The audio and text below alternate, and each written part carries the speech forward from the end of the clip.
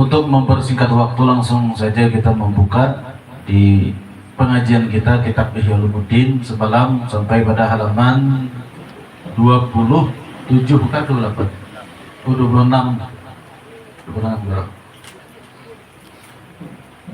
Bismillahirrahmanirrahim. Faqala al-muallif rahimahullahu ta'ala wa nafa'ana bih wa bi barakati ulumihi fid darain ad-dunya wal akhirah amin ya rabbal alamin. Pasal tentang akal dan kemuliaannya, itu kah? Iya. Akal adalah sumber ilmu. Kemuliaannya akal ini ditegaskan oleh Rasulullah SAW dengan sabdanya, awwalu ma khalaqallahu al-aqla faqala lahu akbil fa'akbala thumma qala lahu adbir fa'adbar faqala wa 'izzati wa jalali ma khalaqtu khalqan akrama 'alayya minka bika akhudhu wa bika u'ti wa bika utibu wa bika u'aqibu. Artinya, yang pertama diciptakan oleh Allah Azza wa Jalla adalah akal. Lalu Allah Azza wa Jalla berfirman kepada akal, menghadaplah, maka akal pun menghadap. Kemudian Allah Azza wa Jalla berfirman lagi, berpalinglah, maka akal pun berpaling. Lalu Allah Azza wa Jalla berkata, demi kemuliaanku dan kebesaranku, aku tidak menciptakan satu makhluk pun yang lebih mulia di sisiku selain engkau. Karena engkaulah aku menghukum, karena engkaulah aku memberi, karena engkaulah manusia diberi pahala, dan karena engkaulah manusia disiksa. Jadi di sini bab yang pertama, yaitu bab yang berikutnya ini adalah tentang akal dan kemuliaannya.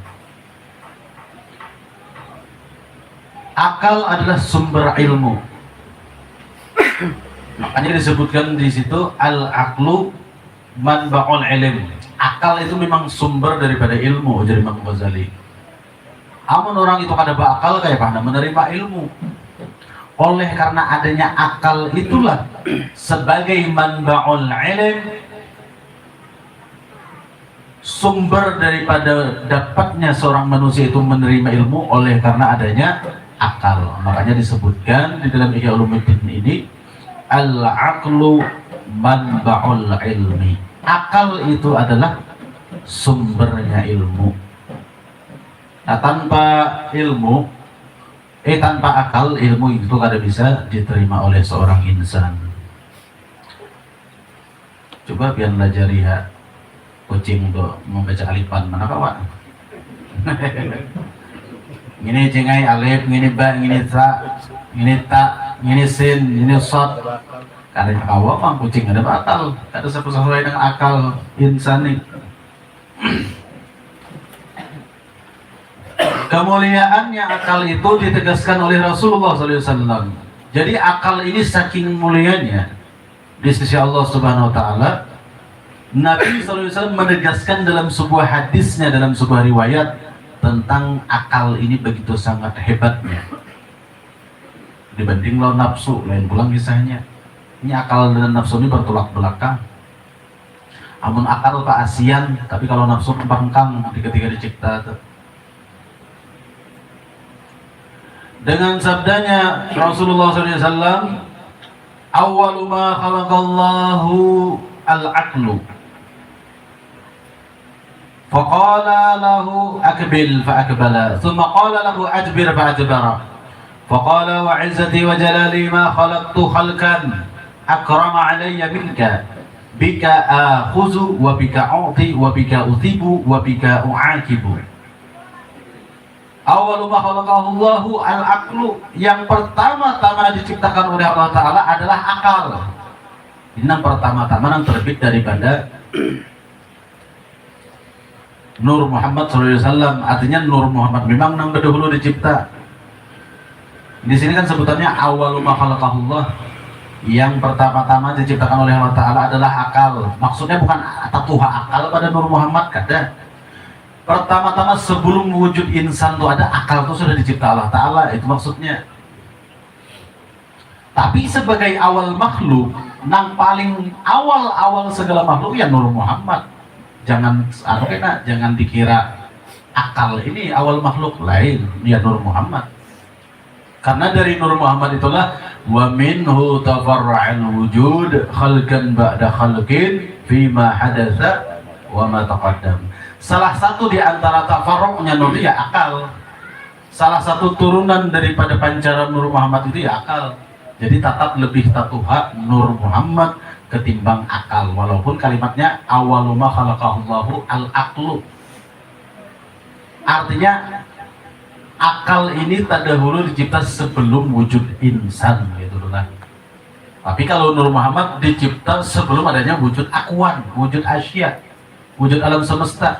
Dan akal ini salah satu daripada asya.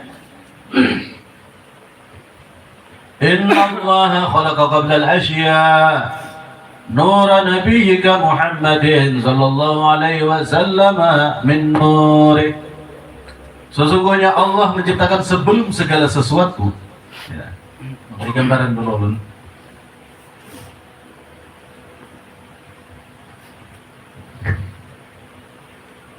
Inna Allah, sesungguhnya Allah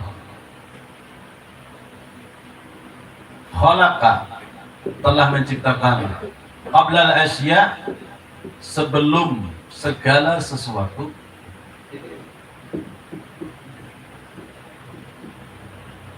Nah, di antara asya ini ada akal, nafsu, roh atau arwah, surga, neraka, jin, malaikat. Nah, berarti akal ini statusnya ada setara dengan yang namanya innallaha khalaqa qabla al-asya'i nura. Nah, nura nabiyyika.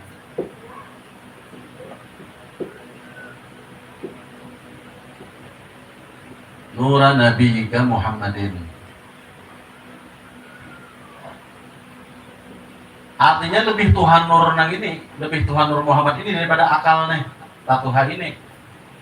Ini dulu dicipta Allah, dari sinilah terpancar segala sesuatu. Salah satu sesuatu yaitu akal.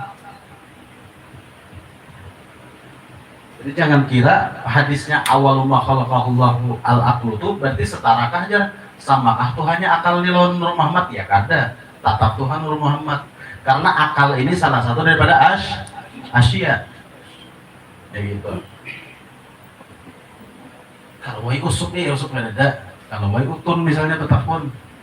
Berarti guru sama lah lawan Nur Muhammad Tuhannya akal ini kada tunai. Kata pedanom. Alasannya apa? Alasannya akal itu salah satu di antara asya.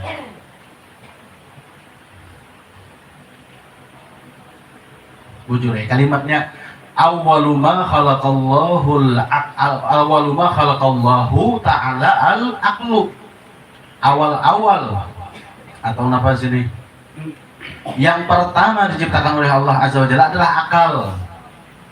Artinya terdahulu pada wujud insan, terdahulu akal dicipta. Manusia belum ada lagi, Adam belum dicipta lagi, Nabiullah Adam belum dicipta, akal sudah dicipta. Kayak itu maksudnya tunai.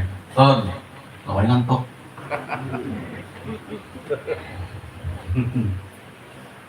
Sambungannya bulan. Yang pertama diciptakan oleh Allah Azza wa Jalla adalah akal.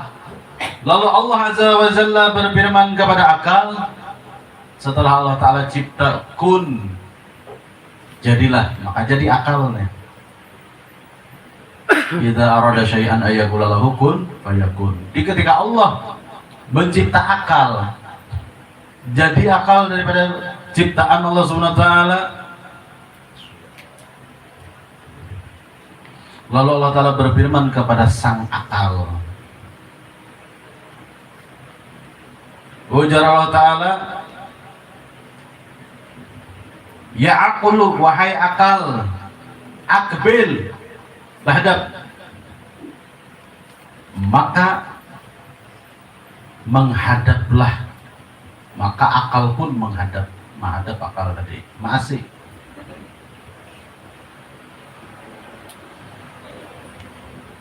Kemudian jalla Allah Ta'ala adbir, berpaling. Fa'adbara, maka kemudian akal pun berpaling. Berpalinglah jalla ta'ala, maka akal pun berpaling. Artinya Asi karena membantah apa yang diperintah oleh Allah Ta'ala. Mengarang akal ini tadi.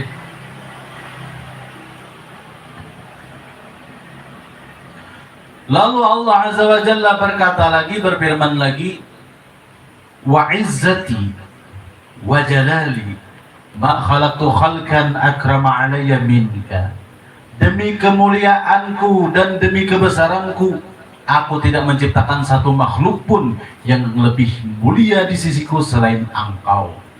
Berarti bujur-bujur mendapatkan syarafah, mendapatkan kemuliaan nang pengaran akal di sisi Allah Subhanahu wa Ta'ala.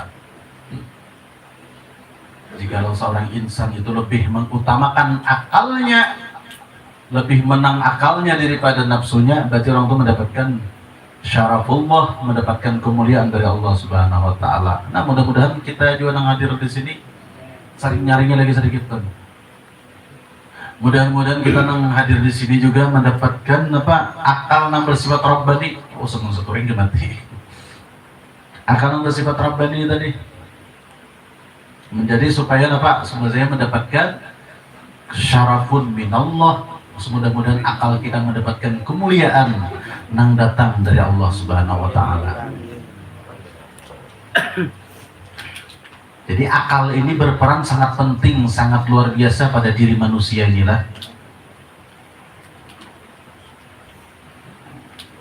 Sampai-sampai Allah Subhanahu wa Ta'ala berfirman, "Agamati atunai mutadang satu ring."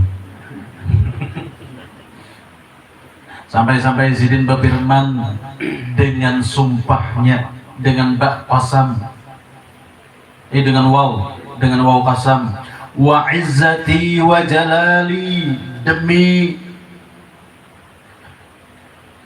keagunganku dan demi kebesaranku, demi kemuliaanku ya Allah Ta'ala, aku tidak menciptakan satu makhluk pun yang lebih mulia di sisiku selain engkau. Akalnya, akal nang mana? Akal yang bersifat rabbani, bukan akal yang bersifat syaitani. Akal yang bersifat rabbani, akal nang paasian memerintah Allah Ta'ala. Aku tidak menciptakan satu makhluk pun yang lebih mulia di sisiku selain engkau, karena engkaulah aku menghukum, dan karena engkaulah aku memberi, karena engkaulah manusia diberi pahala, dan karena engkaulah manusia disiksa. Nah, oleh karena akal inilah nang maulah posisi kita ini mendapat ridha Allah, kan laknat Allah kan.